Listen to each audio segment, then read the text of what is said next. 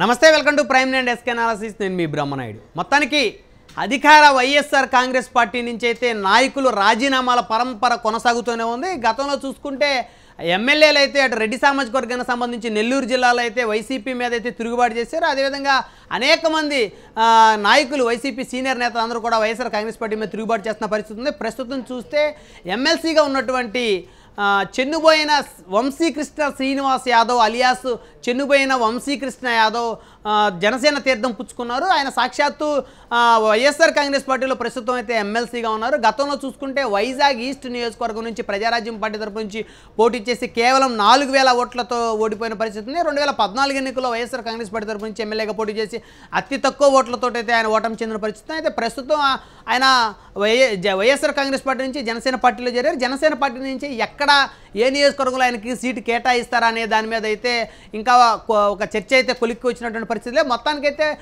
అధికార పార్టీ నుంచి ఒక ఎమ్మెల్సీ జనసేనలోకి జాయిన్ అవ్వడం అంటే దీన్ని ఖచ్చితంగా ప్రత్యేకంగా చూడాల్సిన అంశం. ఎందుకంటే ఒక్కసారి ఎమ్మెల్సీగా ఎన్నికైన తర్వాత ఆ నేత 6 సంవత్సరాల పదవిలో ఉండేటువంటి అవకాశం ఉంటుంది. అలాంటి పదవిని వదులుకొని జనసేన పార్టీలోకి జాయిన్ అయ్యారంటే జనసేన పార్టీ ఖచ్చితంగా బలపడుతుందని చెప్పుకోవచ్చు. గతంలో చూస్తే జనసేన పార్టీలో కాపు సామాజిక వర్గానికి చెందినటువంటి నేతలు జాయిన్ అయ్యారనేటువంటి విమర్శలు అయితే అధికార వైసీపీ చేసింది. ఇప్పుడు సాక్షాత్తు ఒక బీసీ సామాజిక వర్గానికి చెందిన అధికార పార్టీ ఎమ్మెల్సీ జనసేన పార్టీలో జాయిన్ అవుతుందో జనసేన బలం ఏంటో తెలిసింది.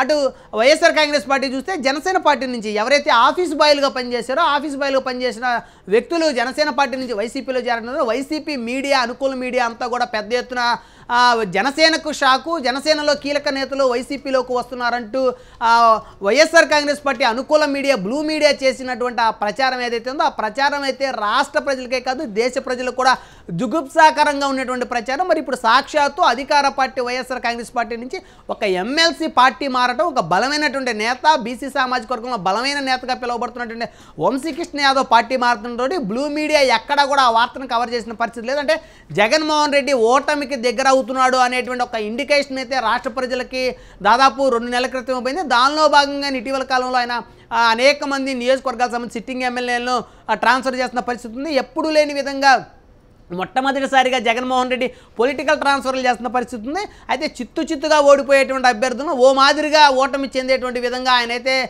తంటాలు పడుతున్న పరిస్థితి కనపడతా ఉంది. అయితే ఇప్పుడు ఎవరినైతే అభ్యర్థులు మార్చారో ఆ అభ్యర్థులందరూ కూడా అదే నియోజకవర్గాల్లో పోటీ చేస్తే ఖచ్చితంగా ఒక్కొక్కరికి డిపాజిట్లు కూడా రాని పరిస్థితి.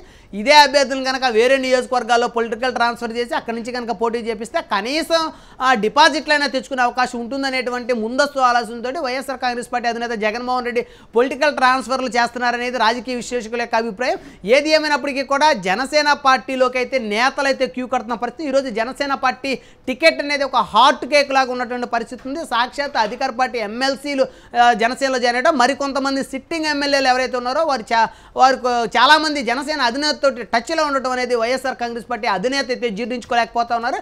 అయితే దీన్ని జీర్ణించుకోలేనటువంటి బ్లూ మీడియా అయితే జనసేన ఆఫీస్ బాయ్ని వైసీపీలో జాయిన్ చేసుకొని వారికి పదవులు ఇచ్చి ఆ వైసీపీలోకి జాయిన్ అయిన జనసేన కీలక నేత జనసేనకి షాక్ అంటూ వారి ప్రచార మాధ్యమాల్లో వారు చేసేటువంటి ప్రచారం చూస్తూ ఉంటే ప్రజలు నవ్వుకున్న పరిస్థితి కనపడుతుందంటూ రాజకీయ విశ్లేషకులు అభిప్రాయపడతా ఉన్నారు.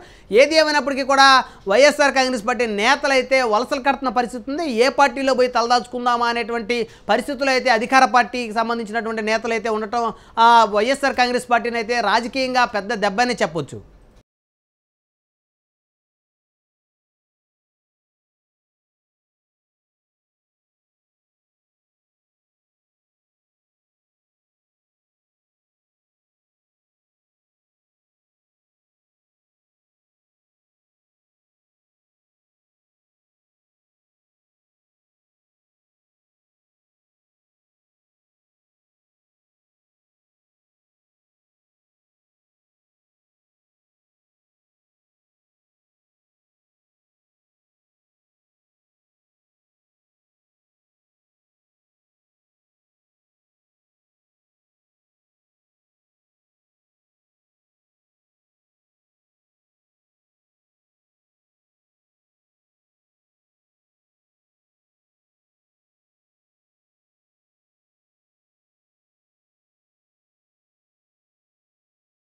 నమస్తే, welcome to prime nine desk analysis. నేను మీ బ్రహ్మనాయుడు. మొత్తానికి అధికార వైఎస్ఆర్ కాంగ్రెస్ పార్టీ వచ్చే ఎన్నికల్లో ఎలాగైనా గెలవాలనేటువంటి వ్యూహంతో అయితే రాజకీయాలు చేస్తున్న పరిస్థితి కనబడతా ఉంది. అయితే దానికి సంబంధించి ఉమ్మడి ప్రకాశం జిల్లాలో వైఎస్ఆర్ కాంగ్రెస్ పార్టీ కాస్త బలహీనపడిందని చెప్పుకోవచ్చు. గతంలో చూస్తే 2019 ఎన్నికల్లో రాష్ట్ర వ్యాప్తంగా వీచినటువంటి గాలిలో తెలుగుదేశం పార్టీ కేవలం 23 స్థానాలకే పరిమితమైంది. దాంట్లో చెప్పండి ప్రధానంగా 4 స్థానాలు ఉమ్మడి ప్రకాశం జిల్లాలో సాధించడం, ఉమ్మడి ప్రకాశం జిల్లాలో తెలుగుదేశం పార్టీ బలంగా ఉంది అని ఒక బలమైనటువంటి ఇండికేషన్ అయితే రాష్ట్ర ప్రజలకైతే ఇచ్చారు. అయితే తెలుగుదేశం పార్టీ కన్నా చూస్తే అద్దంకి, అదేవిధంగా చీరాల, కొండెపి, అదేవిధంగా పర్చూరి 4 నియోజకవర్గాల్లో తెలుగుదేశం పార్టీకి చెందినటువంటి శాసనసభ్యులు గెలిచారు. ఈ 4 నియోజకవర్గాల్లో 3 నియోజకవర్గాలకు కమ్మ సామాజిక వర్గానికి చెందినటువంటి నేతలు గెలిచారు. అదేవిధంగా కొండెపి నియోజకవర్గం రిజర్వ్ నియోజకవర్గం కాబట్టి ఎస్సీ నేత ఇక్కడి నుంచి ఎమ్మెల్యేగా గెలిచారు. అయితే ఈ నియోజకవర్గానికి సంబంధించి తెలుగుదేశం పార్టీ ఖచ్చితంగా బలం ఉందని చెప్పుకోవాలి. ప్రస్తుతం తెలుగుదేశం పార్టీ ఈ నియోజకవర్గంలో రానున్న ఎన్నికల్లో భారీ మెజార్టీ తోటి బలమైనటువంటి సీట్లను సాధించాలనే లక్ష్యంతో ముందుకు పోతా ఉంది. అయితే వైఎస్ఆర్ కాంగ్రెస్ పార్టీ అయితే ఖచ్చితంగా ప్రకాశం జిల్లాలో మళ్ళీ బలమైనటువంటి సీట్లను సాధించాలనే లక్ష్యంతో నియోజకవర్గాల్లో సీట్లను అయితే మారుస్తున్న పరిస్థితి కనపడతా ఉంది. సాక్షాత్తు ఒంగోలు నియోజకవర్గం కనుక చూస్తే బాలినేని శ్రీనివాసరెడ్డి ఒంగోలు నుంచి పోటీ చేస్తారా, గిద్దలూరు నుంచి పోటీ చేస్తారా అనే దాని మీద అయితే ఇంకా ఆ నియోజకవర్గ ప్రజలకి, జిల్లా ప్రజలకి అయితే ఒక ప్రశ్నార్థకంగా మారిన పరిస్థితి. కానీ బాలినేని శ్రీనివాసరెడ్డి ఒంగోలు నుంచి పోటీ చేస్తారనేది బాలినేని వర్గీయులు బలంగా వివరిస్తూ ఉన్నారు. అయితే ఒంగోలు నుంచి పోటీ చేసిన క్రమంలో బాలినేని శ్రీనివాసరెడ్డి ఖచ్చితంగా గెలుపు అవకాశాలు ఉంటాయనేటువంటి ఒక ధీమా అయితే బాలినేని శ్రీనివాసరెడ్డి వర్గీయులు అయితే వ్యక్తం చేస్తున్నారు. మొత్తానికి జిల్లా వ్యాప్తంగా చూస్తే భారీ మార్పులు చేర్పుల్ని వైఎస్ఆర్ కాంగ్రెస్ పార్టీ అధిష్టానం అయితే చేస్తున్నట్లు కనపడతా ఉంది.